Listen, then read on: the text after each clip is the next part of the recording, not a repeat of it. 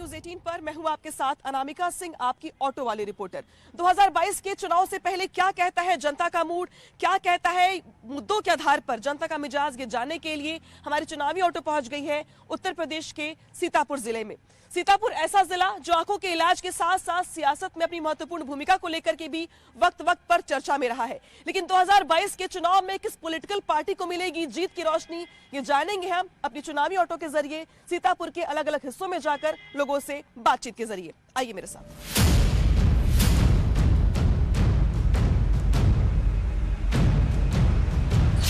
उत्तर प्रदेश के विधानसभा चुनाव को लेकर जहां एक तरफ नेताओं की ओर से जनता को लेकर बड़े बड़े दावे और वादे किए जा रहे हैं, तो वहीं इस बीच जनता ने भी अपनी कमर कस ली है अपना नेता चुनने के लिए। चुनावी ऑटो के जरिए हम पहुंच चुके हैं सीतापुर के उस जगह पे जहां की चाय काफी मशहूर है और इस चाय पर चर्चा के साथ ये जानने की कोशिश करेंगे हम कि 2022 के चुनाव को लेकर क्या कहता है जनता का मूड। अलग अलग विचारधारा, अलग अलग उम्र और व्यवसाय से जुड़े हुए लोग हमारे साथ यहाँ पे जुड़े हुए हैं। सबकी अपनी अलग अलग राय है पॉलिटिकल पार्टीज को लेकर, उनके कामकाज को लेकर। तो जानने का प्रयास यही होगा कि इस बार का ऊंट किस करवट बैठेगा, इस बार चुनाव में किसको जनता अपना नेता चुनेगी। शुरुआत में आपसे करूंगी। सीतापुर में भी जब हम घूमते हैं और देखते हैं, जाने की कोशिश करते हैं, बड़ा कंफ्यूजन दिखाई देता है। कुछ लोग बीजेपी के पक्ष में दिखाई देते हैं, कुछ समाजवादी पार्टी के पक्ष में।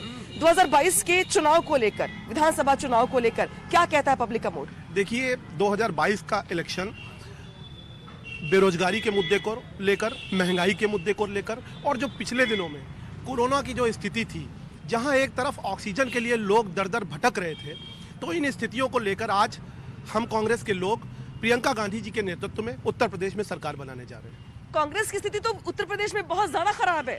चौथे नंबर की पार्टी आती है कांग्रेस, कहां तक रिवाइव कर पाएंगे आप? देखिए, और कहां तक प्रियंका गांधी लड़की लड़ सकती है, किनारे के साथ सत्ता पे पहुंच पाएंगी? देखिए, प्रियंका गांधी ने पिछले दिनों में आपने देखा होगा, जब वो लखीमपुर का नरसंहार हुआ, 3 दिन ये वही सीतापुर है जहां 3 दिन प्रियंका गांधी ने रहकर भाजपा की जो हुकूमत है उसको जगाने का काम किया था। और संघर्ष के दिनों में आपने कोरोना काल में भी देखा होगा, प्रियंका गांधी को ही देखा होगा। और हम कांग्रेसियों ने संघर्ष किया है और निश्चित तौर पर हम संघर्ष आगे आएगा और कांग्रेस की सरकार बनेगी। ठीक है, कांग्रेस का यहाँ पे दम भरा जा रहा है आगामी चुनाव को लेकर। और अब मैं आपसे जरूर पूछूंगी मैं कि कांग्रेस को लेकर या समाजवादी पार्टी या बीजेपी, किसका पलड़ा भारी है यहाँ पर?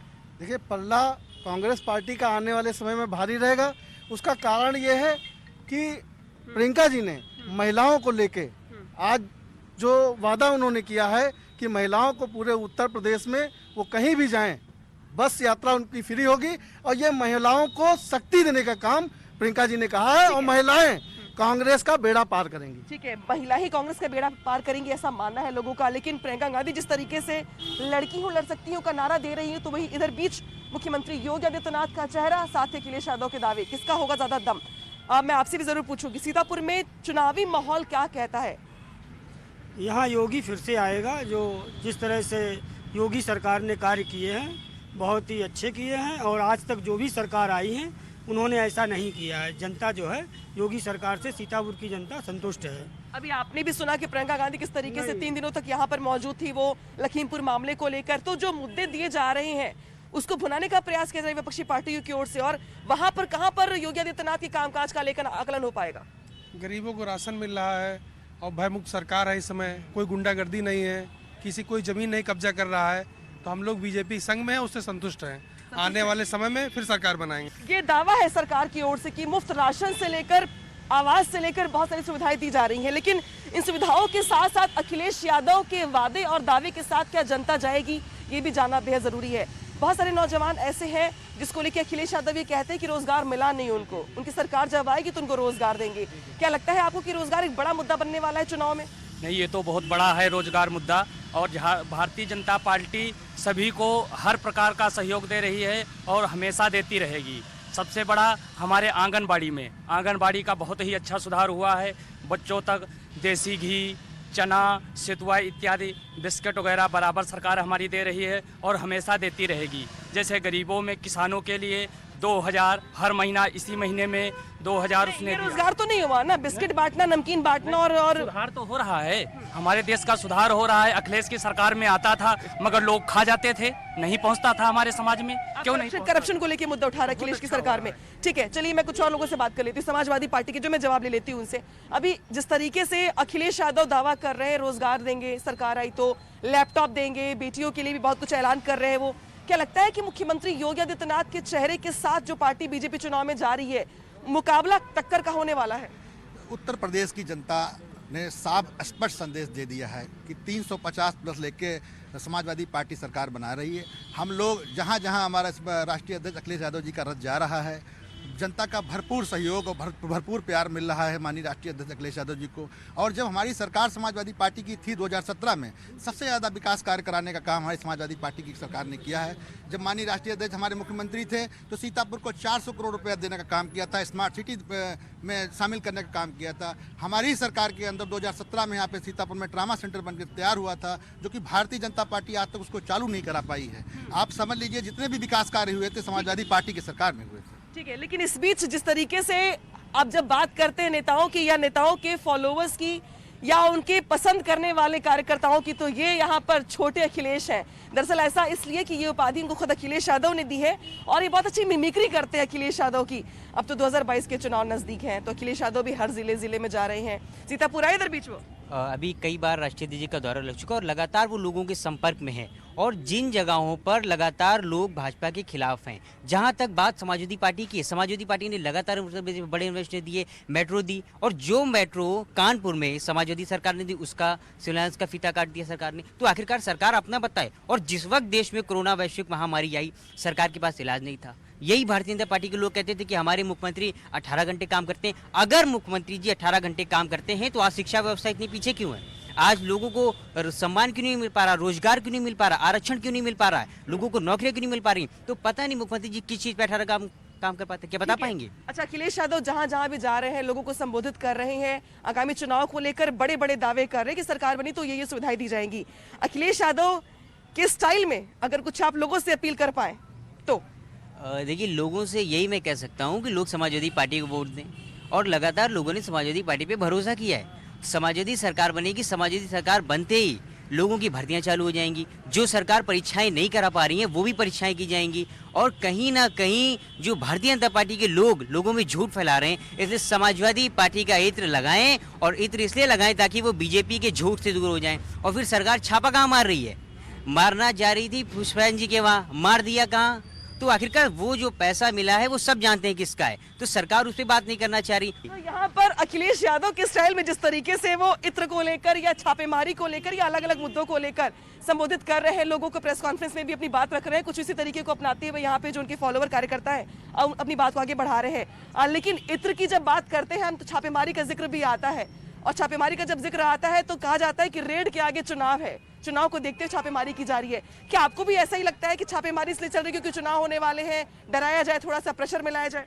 ईडी और आईटी जो है वो स्वतंत्र प्रभार है, वो अपने जो है अकॉर्डिंग काम करता है, उसका जो है राजनीतिक दल से कोई भी लेना देना नहीं होता है। किसी के यहाँ भी अगर छापा मारना होता है तो वो जो है उसका प्रोसेस होता है, उससे पहले से उसको सूचना दी जाती है 1 महीना पहले कि आपको ये डिटेल्स आपको हमें देनी है। अगर वो दे नहीं पाते हैं उसके बाद जो है आईटी और ईडी जो है छापा मारती है। तो ये कहना कि जो है किसी पार्टी के द्वारा जो है उसको कहा जा रहा है तो बिल्कुल ही गलत आरोप लगाया जा रहा है। जिस तरीके से सीतापुर के जब विकास को लेकर बात करते हैं हम, तो वो कौन कौन से मुद्दे ऐसे हैं जो सीतापुर को प्रभावी करने वाले हैं, यहाँ पे वोटर्स को प्रभावी करने वाले हैं? विकास की वो 5 काम जो पॉलिटिकल पार्टीज ने किए और वो भी काम जो नहीं कर पाए, करना चाहिए था।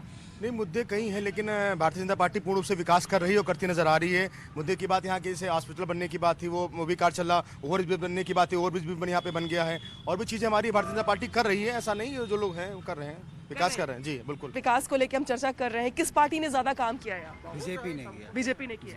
क्या काम किया? सब कुछ विकास तो हुआ, हमारे गांव में भी बहुत अच्छा विकास है। हाँ। लाइट की व्यवस्था सबसे अच्छी है, और थोड़ी सी दिक्कत वो जानवरों वाली है, वो भी कुछ गलतियां हम लोगों की भी हैं कि जो हम लोगों ने छोड़ रखे हैं। बाकी लाइट की बहुत अच्छी व्यवस्था है गांव में। मतलब छुट्टा जानवरों को छोड़ करके बाकी दिक्कतें नहीं है आपको? कुछ खास नहीं, लाइट बहुत ही अच्छी आती है। लाइट बहुत अच्छी आती है। बहुत अच्छी आती है।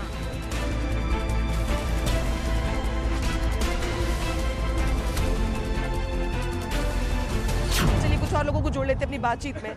आप बताइए भाई साहब, किस पार्टी ने यहाँ ज्यादा काम किया सीतापुर में? पार्टी अखिलेश ने किया, सपा ने।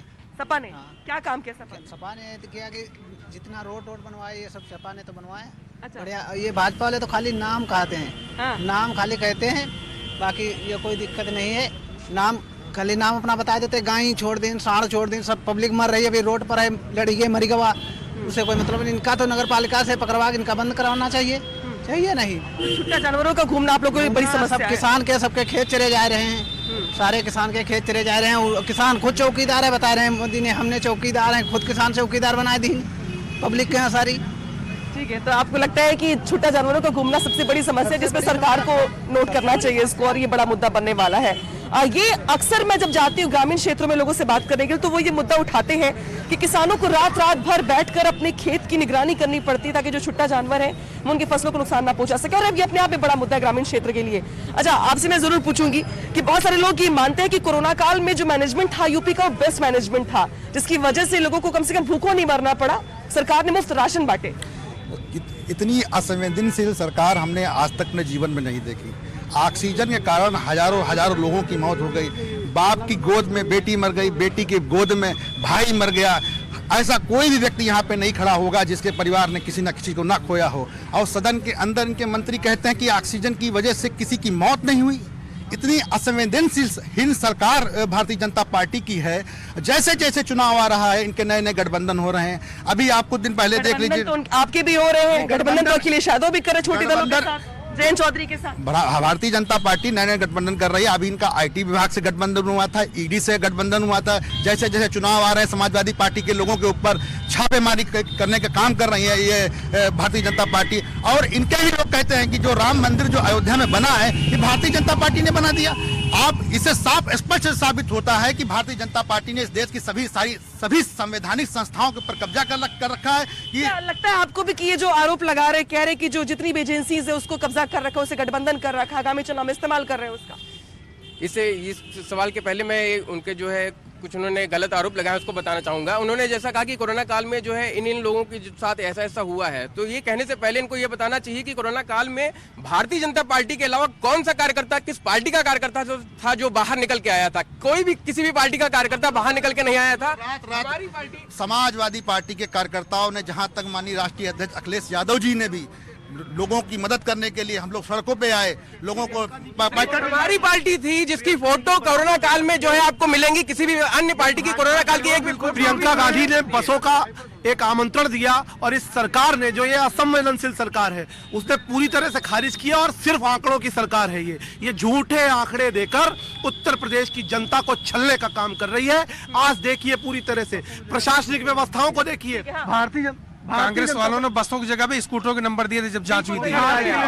बसों की जगह पर स्कूटरों के नंबर देके कहा कि हम कोरोना काल के पेशेंटों को या जो आ रहे हैं उनको भेजेंगे। कोरोना काल में बिल्कुल झूठ बोल रही है। आपके चैनल के माध्यम से भी दिखाया गया कि कैसे लोग पैदल 500, 600, 1000 किलोमीटर दूर वो चल के आए। हम लोगों ने यहाँ पर पूरी के पैकेट और खाना वितरित करने का काम किया। और वो हमारे एक दूसरे गाजियाबाद में बसें भेजी, बसें भेज के उनका पूरा आने का इंतजाम कराया और उनके खाने का हमारे कार्यकर्ताओं ने इंतजाम किया। और जितना भी आप लोग बोल रहे हैं ये सब झूठा है। भाजपा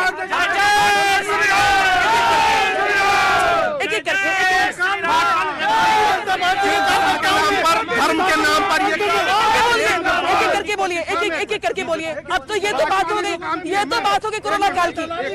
भाजपा ने जो काम किए हैं, अभी 50% बिजली बिल माफ किया है, नया बिजली बिल माफ किया है। और सबसे ज्यादा उन्हें किया गरीबों को। भारतीय जनता पार्टी इतना डर गई है कि 3 कृषि कानून चुनाव से पहले वापस लेने का काम किया। 700 से ज्यादा किसानों की मौत, धरने की मौत। किसानों के मुद्दे को लेकर क्या बीजेपी बैकफुट पर आई तो उसका नुकसान होगा? बैकफुट पर नहीं आई थी बीजेपी, बैकफुट पर नहीं आई थी। इन लोगों को हर चीज समझाई गई। जब ये लोग नहीं माने तो ठीक है भाई, उसको वापस ले लिया गया, उसमें कोई वो नहीं है। किसानों के मुद्दे पर जो है लोगों को भ्रमित किया गया है। विदेशी देशों से फंडिंग की गई है, वो कि हमारे जो सामान्य किसान है उनको जो है भ्रमित करने का कार्य किया गया है। जैसे कि हमारे कांग्रेस के भाई ने भी कहा कि जो है हमने फ्री में राशन दिए हैं और जो है हमारी जनता को जो है ठेस पहुंचाए, ये बिल्कुल ही निराधार है, गलत आरोप है। ठेस पहुंचाना, किसी गरीब की मदद करना क्या, उसको ठेस पहुंचाना है? अगर वो भूखो है उसके राशन पानी देना, उसको अनाज देना का सरकार करिए। अगर स्वास्थ्य सेवाओं की बात करिए, यहाँ पर हार्ट यूनिट पिछले कई सालों से बंद है, यहाँ पर वेंटिलेटर की कोई व्यवस्था नहीं है। आप देखिए यहाँ से मरीज रिफर कर दिया जाता है लखनऊ को और रास्ते में दम तोड़। जवाब दीजिए, वेंटिलेटर क्यों बंद है? वेंटिलेटर यहाँ पे है और वेंटिलेटर यहाँ पे लगे हुए हैं, वेंटिलेटर यहाँ पे लगे हुए हैं, आप जाके खुद दे सकती है। जो इन्होंने बताया कि सपा गवर्नमेंट ने 400 करोड़ रुपया दिया गया था, जो 400 करोड़ रुपया दिया गया था उसके हिसाब से हमारे यहाँ जो चौराहे बने हैं 5-5 करोड़ रुपए का पेमेंट लिया गया, 50 लाख रुपया भी नहीं लगा उसमें। जो ट्रामा सेंटर बनवाया गया था वो आज तक बंद पड़ा है, उसको लेके भारी नाराजगी दिखाई दे रही है। ट्रामा सेंटर पूरी तरह से बंद है, उसमें कोई व्यवस्था नहीं है और कोरोना काल में वहाँ पर लगाया गया, लेकिन वहाँ आज आप देखेंगे जाके तो वहाँ ताला बंद है और वो इस बात का द्योतक है कि आज उत्तर प्रदेश में भारतीय जनता पार्टी की सरकार पूरी तरह से निष्क्रिय है। ठीक है, निष्क्रिय है, लेकिन कुछ और लोगों से बात कर लेते हैं। चलिए, आप कुछ बोल रहे थे। अभी जैसे हमारे समाजवादी पार्टी के भाई कह रहे थे महिलाओं की सुरक्षा के लिए, सबसे ज्यादा अत्याचार तो समाजवादी पार्टी में महिलाओं पे ही हुए हैं। सबसे ज्यादा अत्याचार इनकी पार्टी में हिंदुओं पे हुए हैं। पश्चिम के एरिया में आप चले जाइए, लोग घर बेच के चले गए, गिड़गिड़ा के मर गए। इनके पार्टी के नेता आज सीतापुर में बंद है। कितना अत्याचार उसने मुसलमानों पे ही किया, उसने सबसे ज्यादा मुसलमानों की ही जमीनें खरीदी। वेस्ट यूपी में जो पलायन का मुद्दा है उसको उठा रहे हैं। बिल्कुल उठा रहा हूं मैं। और इनकी सरकार अगर नहीं होती तो शायद आज हमारी भारतीय जनता पार्टी की सरकार नहीं बन पाती। इनका इतना उदंडता था, इनकी इतनी क्रूरता थी, जिसके कारण इस देश का सारा हिंदू एक हुआ और उसने भारतीय जनता पार्टी का वोट देकर बात विकास से चलकर आ गई हिंदू मुस्लिम पर, बात विकास से चलकर आ गई हिंदू मुस्लिम पर। ये बताइए कि अब हिंदू मुस्लिम का मुद्दा भी इस बात का आधार बनने वाला है, क्योंकि बहुत सारे लोग जिन्ना का जिक्र कर रहे हैं, गन्ना का जिक्र कर रहे हैं। क्या लगता है आपको कि विकास पर बात नहीं होगी, सिर्फ जिन्ना पर बात होगी? भाई वो तो खैर गलत है। बाकी मैं श्यामनाथ की तरफ रहता हूँ। 2017 से पहले श्यामनाथ की जो क्रॉसिंग की मोड़ है वहाँ पे अवैध वसूली होती थी। अच्छा, अवैध वसूली होती थी। कौन करता था अवैध वसूली? ये जिसे गाड़ियाँ निकलती थी। मैं यहीं का रहने वाला, दिल्ली कमाने गया था, वहाँ से मैं अपनी गाड़ी लेके आया था तो उन्होंने रोक के 170 रुपए की पर्ची काटी थी, जबकि मैं यहीं का रहने वाला था। 2017 के बाद से वो समस्या बिल्कुल नहीं है वहाँ। अब वसूली नहीं होती? मैं गाँव में रहता हूँ, किसान हूँ, मेरा गन्ना